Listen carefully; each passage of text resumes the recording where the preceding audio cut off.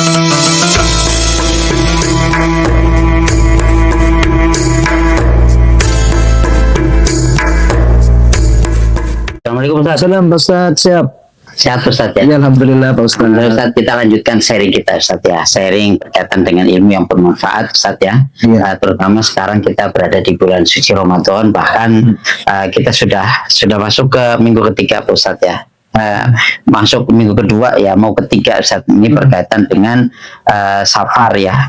Jadi karena udah mau mudik, kita bahas tentang fikih mudik. Iya, betul. Nah ini kira-kira doa safar, doa mudik yang dianjurkan, doa mudik yang sangat bagus ya, yang sangat dahsyat lah untuk dipakai, dibacakan ketika mau mudik itu kira-kira apa Ustaz? Ada satu Ustaz ya, ada satu. Saya hanya bilang pakai bahasa Indonesia aja. Nanti saya bacakan Arabnya.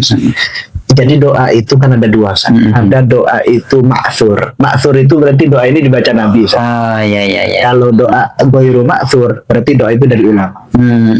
Buatan orang-orang wali. Ya, tapi sama-sama bagus ya Ustaz. Pasti ada yang nggak bagus. Sebenarnya doa kita sendiri. Nah, di situ saat yang pertama Rasulullah itu membaca menitipkan diri, agama, keluarga dan harta kepada Allah. Nah itu saja. Diri, agama, keluarga, harta kepada Allah. Lalu minta penjagaan di perjalanan. Kemudian minta dicukupi apa yang dibutuhkan. Dan minta diselamatkan dari apa yang ditakutkan. Nah, minta penjagaan dan minta kesehatan. Intinya itu Ustaz. Nah, jadi kalau dibaca itu Allahumma inni astaudi'uka nafsi wa dini wa ahli wa mali. Allahumma hfadni fi safari wa kfini ma ahammani wa ma akhafu wa ahdaru fakhfadni wa afini. Lebih enaknya langsung Ustaz. Ya Allah, saya berdoa ya Allah sebagaimana Rasulullah berdoa. Gitu kan ya.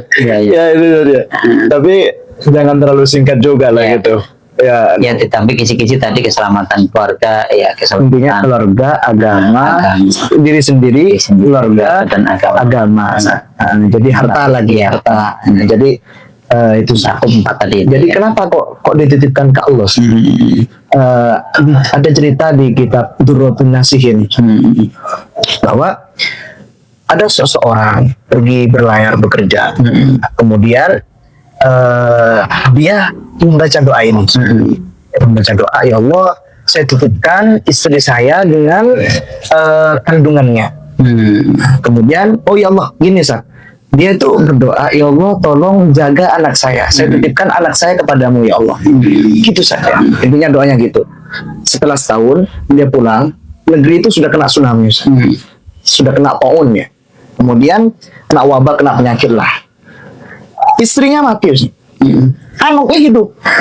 Baru dia ingat, dia nitipnya anaknya doang Sat. Ibunya lupa nggak dititipin. Kena taun Sat. Taun itu corona itu Sat, wabah wabah virus lah. Jadi anaknya hidup Sat. Itu saking dahsyatnya doa. Jadi ada hikayah, ada cerita. Nah cerita itu apakah bohong kalau diceritakan ulama? Ya monggo kalau sampean percaya monggo, nanti ini khobar berita diberitakan oleh ulama gitu. Ya menurut saya sih kalau sudah sekali berulama ya, dan itu beliau hidup di ke-11 ya, Al-Hadi Asyar Qarn ya, wa Al-Qarnul Hadi Asyar. Ya kalau saya sih percaya karena kabar dari teman aja kadang kita percaya. Kenapa ke ulama nggak percaya ya, ulama itu ngaji di pesantren ibadahnya jelas. Ibadahnya jelas ya. Artinya kita dapat kabar bahwa di Jepang sedang ada ini, itu kan dari HP. HP itu kan mesin algoritma ya, dibuat orang juga.